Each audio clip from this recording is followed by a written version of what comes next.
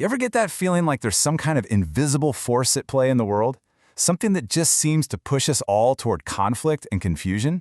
Well, today we're going to dive into a prophecy that says it knows exactly what that is and how it all ends.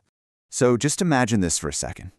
What if you woke up tomorrow and the thing that fuels so much tension, so much deception, so much violence around the globe was just gone? What would that world even feel like?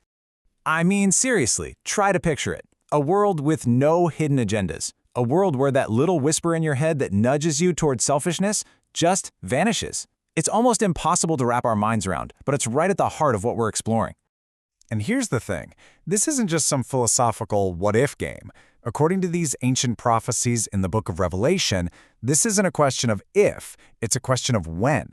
There's a specific moment in the future where this massive shift is supposed to happen. So where does a story like this even start?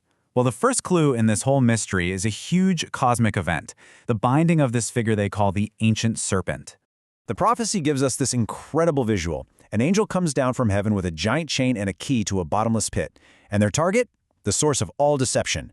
And this isn't some long, drawn-out battle. It's swift, decisive. The main antagonist is just taken right off the board for 1,000 years. You have to stop and think about the scale of that. I mean, for all of human history, humanity has been dealing with this negative spiritual influence. This moment would change the entire atmosphere of our planet. So what does that really mean for us? And that, right there, is the million-dollar question. If you get rid of the external source of evil, does that fix everything? What about the stuff that we find, not out in the world, but inside our own hearts? This is where we hit the big twist in the story. Because taking that main influencer out of the picture doesn't automatically solve everything. Why? Because it turns out the problem isn't just out there. There's a whole other front in this war. You can see the two fronts so clearly here. On one side, you've got the serpent's influence from the outside, but on the other, you have the human heart itself, which, even without all that pressure, still kind of bends towards selfishness, still struggles to do the right thing.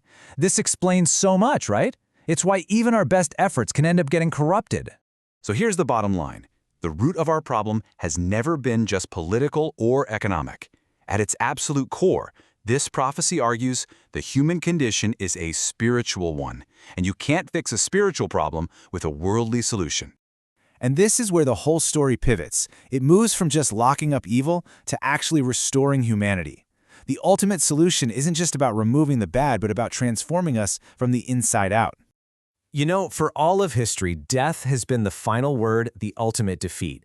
But this story says that the resurrection of Christ completely flipped the script on that.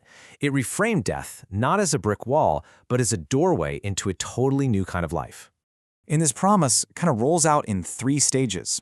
First, the resurrection is presented as a real, historic event, a public takedown of death. But it was also more than that. It was a preview, a demonstration of what a life beyond decay and corruption actually looks like. And that leads to the final step. It becomes a promise, an open offer of that same restored life to every single one of us. Okay, so the source of deception is bound, and there's a promise of a new kind of life. So what does the world actually look like? This brings us to the climax of the prophecy, the arrival of a brand new kingdom. This is it. This is that world we tried to imagine at the beginning, a world run on principles that seem totally out of reach for us right now. Real peace, justice you can actually trust, and leaders who are motivated by serving others, not by gaining power. And the one in charge of this kingdom isn't a politician or a general or a philosopher. It's the one whose authority comes from defeating our oldest and greatest enemy, death itself.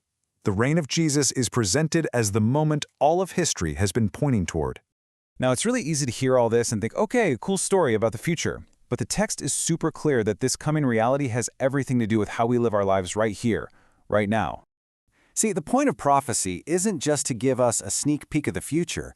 It's to help us get ready for it. And we're not talking about building bunkers or stockpiling food. The real preparation, the most important work, happens on the inside, in the human heart. So when you boil it all down, the message here isn't just some dusty old story or a prediction about someday. It's framed as an invitation for today, an offer to start living in that new reality, that resurrected life, right now, even before it all comes to pass. And that's where this prophecy leaves us. It claims that history isn't random. It's heading somewhere. The age of deception has an expiration date. A new world is on its way. So the only question left isn't if it's going to happen, but whether our hearts will be ready when it does.